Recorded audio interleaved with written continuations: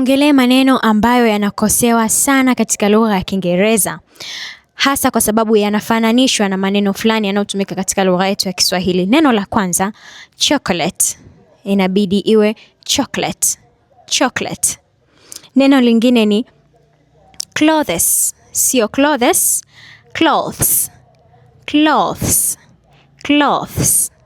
Ikiwa moja, cloth, zikiwa nyingi, clothes.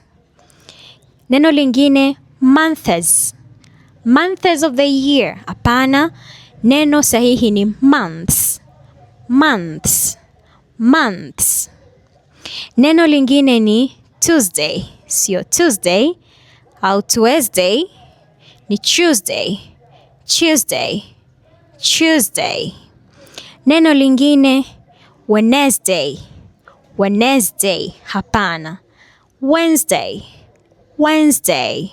Wednesday. Neno lingine ni comfortable. Sio comfortable, comfortable. Comfortable. Comfortable. Neno lingine ni examine. Sio examine, examine.